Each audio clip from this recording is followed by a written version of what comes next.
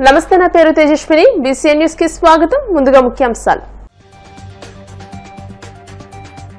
Partnership summit కు ముందే విశాఖలో ఐటీ కంపెనీల జాతర 4 ఐటీ సంస్థలు 2 భారీ ప్రాజెక్టులకు మంత్రి లోకేష్ చేతుల మీదుగా శ్రీకారం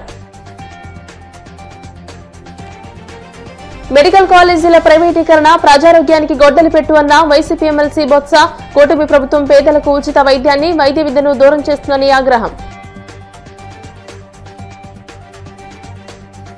తిరుమల శ్రీవారిని దర్శించుకున్న సినీ హీరో బెల్లంకొండ సాయి శ్రీనివాస్ ఆలయ మర్యాదలతో స్వాగతం పలికిన అధికారులు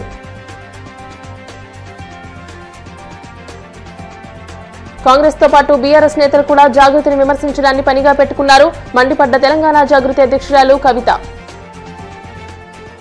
ఆంధ్రప్రదేశ్ రాష్ట్ర ప్రభుత్వం ప్రతిష్టాత్మకంగా నిర్వహించి తలపెట్టిన పార్ట్నర్షిప్ సమ్మిట్ కు ముందే విశాఖపట్నంలో ఐటీ కంపెనీల సందడి మొదలైంది. సదస్సుకు ఒకరోజు ముందు మంత్రి నారా లోకేష్ చేతుల మీదుగా ఏకంగా 4 ఐటీ కంపెనీలతో పాటు 2 భారీ మౌలిక సదుపాయాల ప్రాజెక్టులకు శంకుస్థాపన జరగనుంది.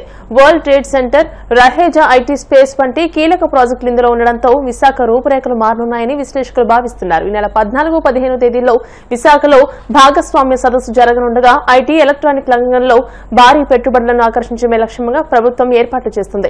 దీనికి ఊతమిచ్చేలాగా సదస్సు ప్రారంభానికి ముందే పలు జాతీయ, అంతర్జాతీయ సంస్థలు విశాఖలో తమ కార్యకలాపాలు ప్రారంభించేందుకు ముందుకు రావడం శుభ పరిణామం.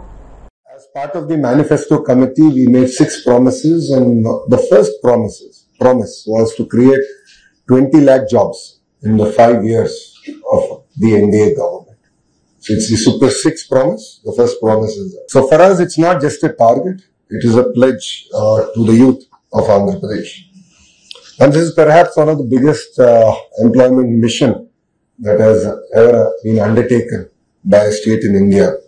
So every single policy that we have created is with a clear focus to create jobs.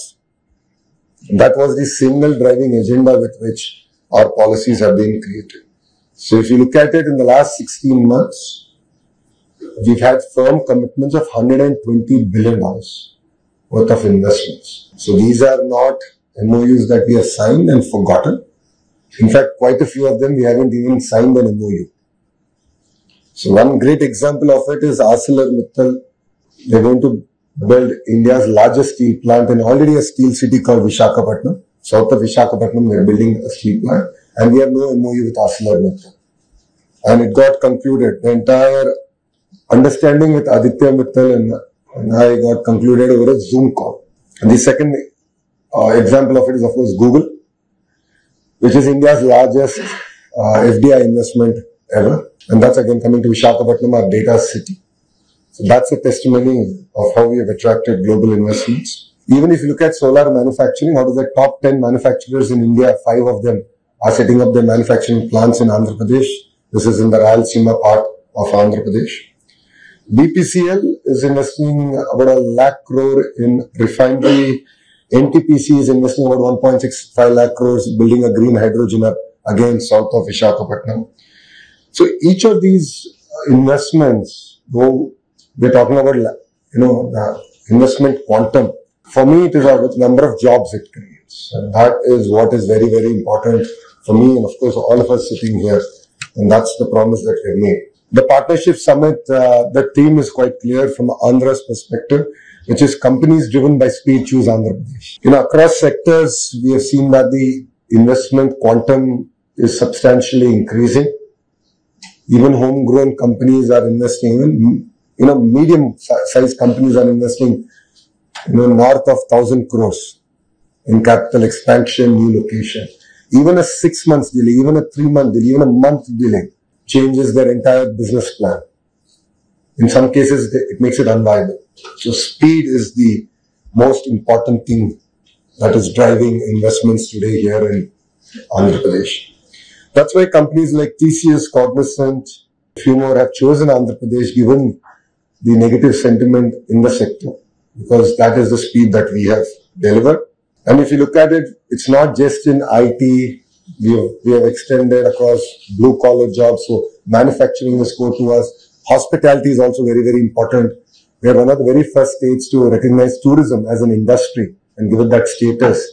Target given by our Honorable Chief Minister is to create 50,000 rooms over the next 3.5 years. We have finished 1.5 year of a term. So far, we have signed about 8,500 keys. The rest we will also complete. So speed is what defines Andhra Pradesh today, and that I believe is our competitive advantage. So a lot of people ask me, why Andhra Pradesh? I'll give you 3 distinct reasons. First one, I think I've spoken about it quite a bit. Our branding is quite clear. Speed. Second is our leader. Mr. Naidu is a leader who has a clear track record of creating new ecosystems, building new cities. So we have an amazing brand, Babu, and we don't hesitate to use it to the maximum extent possible. Please also understand that, all the companies that we have grounded are because of the relationships that he has built over the last 4.5 decades of his political career. So these are relationships that we've leveraged, we've worked on, we've interacted, and we're able to ground such amazing companies to Andhra Pradesh. The third clear reason, I'm sure all of you would have heard in my public speeches also, while many states in India have double engine Sarkar, only Andhra Pradesh has double engine bullet train Sarkar. I call it the Namo government. So we have the double engine bullet train Sarkar, we're working exceptionally hard. We are very much aligned with the Honorable Prime Minister's vision of Vikasit Bharat. And we have our Swarnandhra vision, which is $2.4 trillion economy by 2047. ప్రభుత్వ medical కాలేజీల ప్రైవేటీకరణ చేయాలన్న కూటమి ప్రభుత్వ నిర్ణయం ప్రజారోగ్యానికి తీరని నష్టమని YCP MLC Botsa Satyanarayana ఆగ్రహం వ్యక్తం చేశారు. విజయనగరంలో ఆయన మీడియాతో మాట్లాడుతూ పేద ప్రజలకు ఉచిత వైద్యాన్ని, పేదలకు వైద్య విద్యను దూరం చేయాలన్న చంద్రబాబు నిర్ణయంపై మండిపడ్డారు. ప్రభుత్వం తన నిర్ణయాన్ని వెనక్కి తీసుకునేంత వరకు వైసీపీ పోరాటం చేస్తుందని ఆయన తేల్చి చెప్పారు.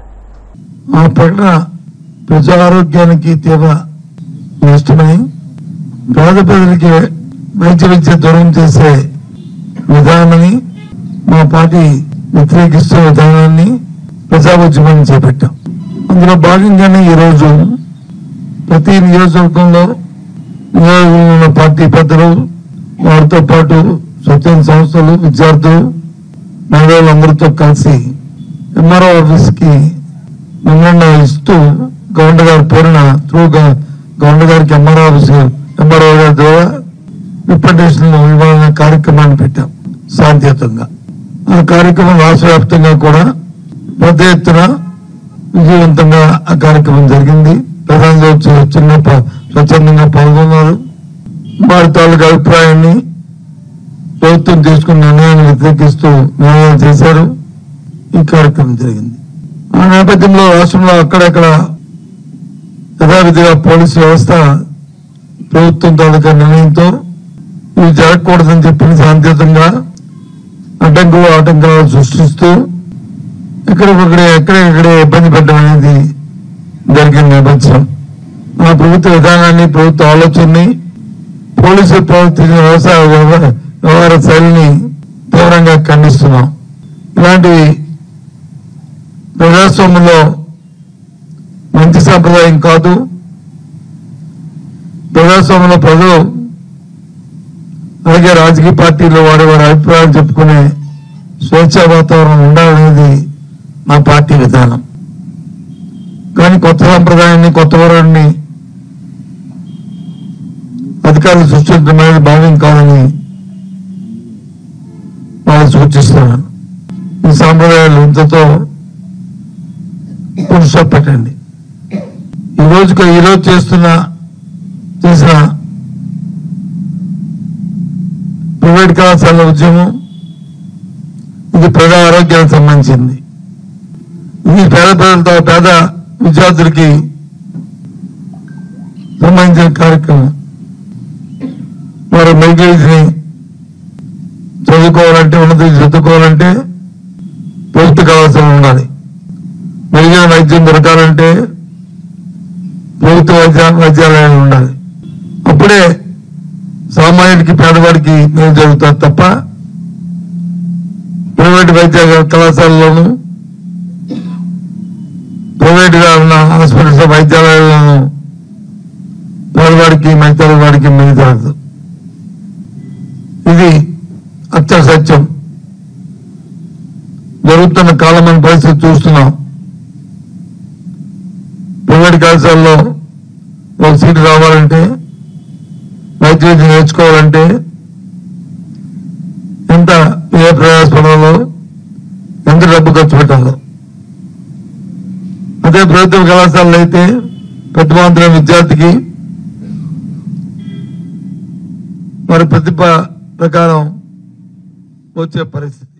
రాష్ట్రంలో మెడికల్ కాలేజీల ప్రైవేటీకరణను వ్యతిరేకిస్తూ మాజీ ముఖ్యమంత్రి వైసీపీ అధ్యక్షుడు జగన్మోహన్ రెడ్డి ఆదేశం మేరకు ప్రజా ఉద్యమం కార్యక్రమాన్ని కాకినాడ సిటీ మాజీ ఎమ్మెల్యే ద్వారంపూడి చంద్రశేఖర్ రెడ్డి ఆధ్వర్యంలో నిరసన కార్యక్రమం చేపట్టారు. స్థానిక జిల్లా పరిషత్ సెంటర్ నుండి ఆర్డీఓ ఆఫీస్ వరకు మాజీ ఎమ్మెల్యే ద్వారంపూడి చంద్రశేఖర్ రెడ్డి, జిల్లా పరిషత్ చైర్మన్ విపత్తి వేణుగోపాల్, పార్టీ శ్రేణులు భారీ ఎత్తున ర్యాలీ, ధర్నా నిర్వహించి ఆర్డీఓ మల్లిబాబుకి వినతి పత్రాన్ని అందజేశారు.